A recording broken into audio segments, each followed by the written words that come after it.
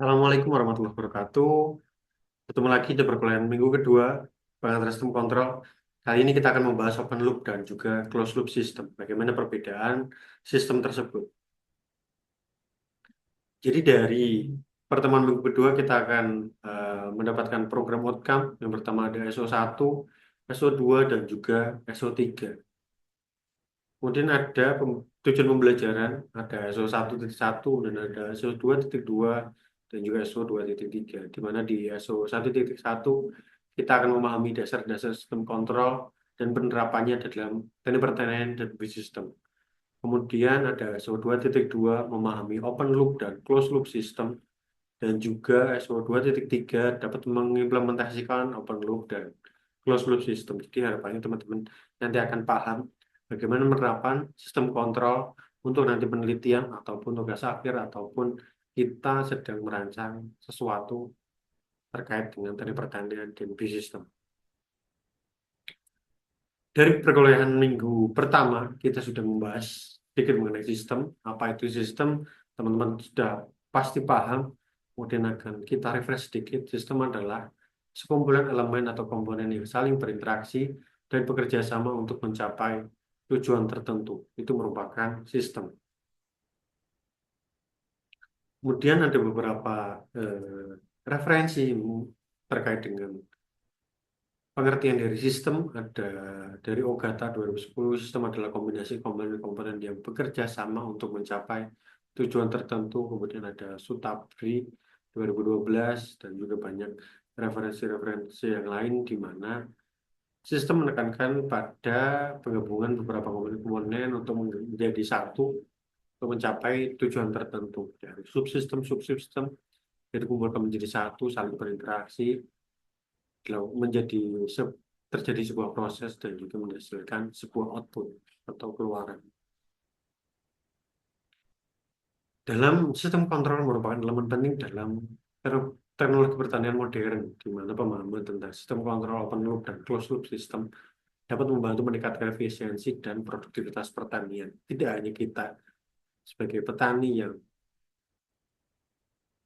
ingin maju mengenai modern-modern teknologi-teknologi modern, kita bisa menerapkan sistem kontrol ini untuk lebih efisien dan juga meningkatkan produktivitas pertanian. Kemudian kita masuk, apa sih open loop sistem tersebut? Sistem kontrol open loop adalah sistem kontrol yang tidak dilengkapi dengan instrumen feedback. Dalam sistem kontrol ini, masukkan input diteruskan ke sistem tanpa adanya pengembalian informasi tentang hasilnya. Jadi, dia hanya dimasukin input, kemudian ada proses, dan langsung output. Kita tidak bisa mengontrol outputnya, kita tidak bisa mengharapkan outputnya sesuai dengan keinginan kita. Kita hanya langsung menjalankan sistem tersebut untuk diproses dan juga dihasilkan sebuah output. Tapi berbeda dengan closed loop system, di mana dia ada feedbacknya. Sistem kontrol kalang tertutup atau closed loop adalah sistem kontrol di mana output atau hasil dari sistem digunakan sebagai umpan balik atau feedback untuk mengontrol input dan proses pada sistem tersebut. Nah, jadi kita bisa mengecek sistem kita apakah sudah sesuai dengan output yang kita harapkan. Apabila dia belum, kita bisa mengambil sebuah feedback, mengambil sebuah umpan balik, sebuah informasi untuk dikembalikan ke error detector, ke input untuk dilakukan penyesuaian dan juga dilakukan proses ulang apakah sudah sesuai dengan output yang kita harapkan. Itu perbedaan dari closed loop dan juga open loop system.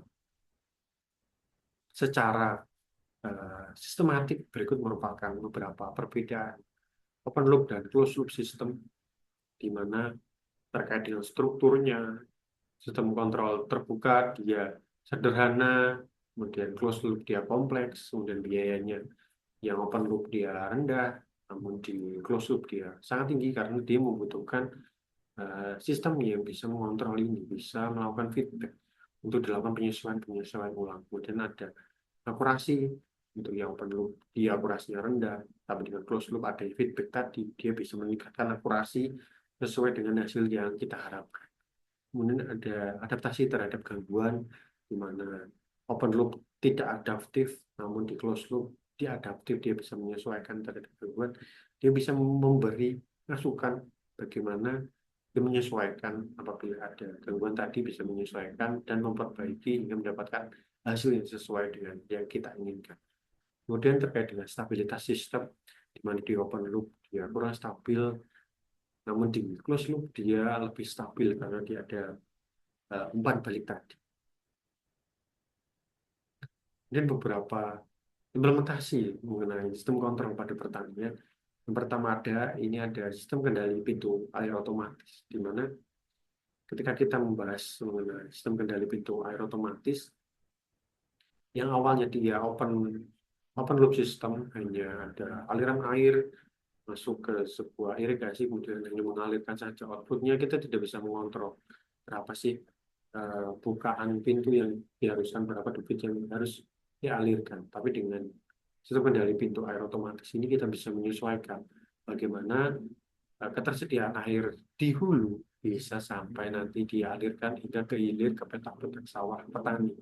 Jadi kita bisa membangun sebuah sistem kontrol skala tertutup dengan bertujuan untuk mengatur tinggi muka air pada saluran irigasi dengan mengontrol bukaan pintu air tersebut.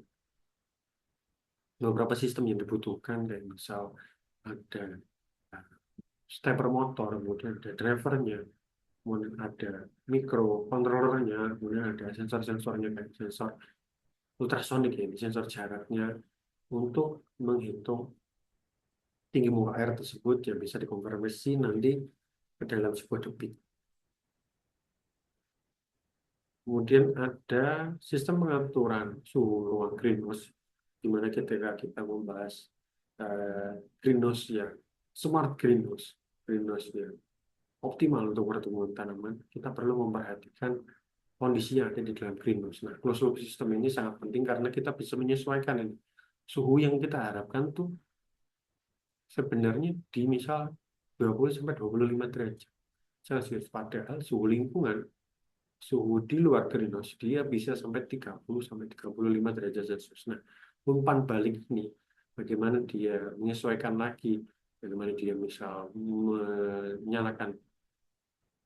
menyalakan kipas angin, kemudian ada misal pengecekan suhunya apakah sudah sesuai atau belum, apabila belum disesuaikan lagi, kemudian misal dia apabila terlalu panas, kemudian kelembapan udaranya sangat rendah, dia bisa menyemprotkan air untuk menstimulasi agar lebih dingin, agar lebih tinggi kelembapannya. Itu bisa disesuaikan dengan sistem pengaturan suhu ruang greenhouse tersebut. Jadi berikut merupakan sistem pengaturan nutrisi hidroponik. Kita bisa membangun sebuah sistem pengaturan nutrisi hidroponik yang mengontrol EC dan pH untuk memastikan tanaman mendapatkan nutrisi yang optimal. Ketika kita membahas AB mix, berapa sih ppm atau EC yang sesuai dengan greenhouse ataupun sistem hidroponik kita, itu bisa diperhatikan di sini. Jadi beberapa pengenalan mengenai open loop dan closed loop system ini, di mana sistem kontrol kalang terbuka dan kalang tertutup memiliki kelebihan dan kekurangan masing-masing. Kemudian pemilihan sistem yang tepat bergantung pada kebutuhan dan karakteristik aplikasi pertaniannya. Dan yang ketiga, penggunaan teknologi kontrol yang tepat dapat meningkatkan efisiensi produktivitas yang bisa meningkatkan keberlanjutan, bisa mengoptimalkan pertumbuhan tanaman hingga tanaman ini bisa optimal pertumbuhan, kita bisa panen lebih banyak lagi. Mungkin itu teman-teman yang bisa saya sampaikan. Di minggu kedua ini saya tunggu partisipasi teman-teman. Ketika nanti luring di dalam kelas, saya akan minta teman-teman bisa menceritakan bagaimana penerapan open loop ataupun closed loop system, dan apa efeknya di bidang kita, di bidang tadi pertanian bisnis. Saya akhiri pada video daring kali ini. Wassalamualaikum warahmatullahi wabarakatuh. Sampai jumpa di pertemuan luring di dalam kelas.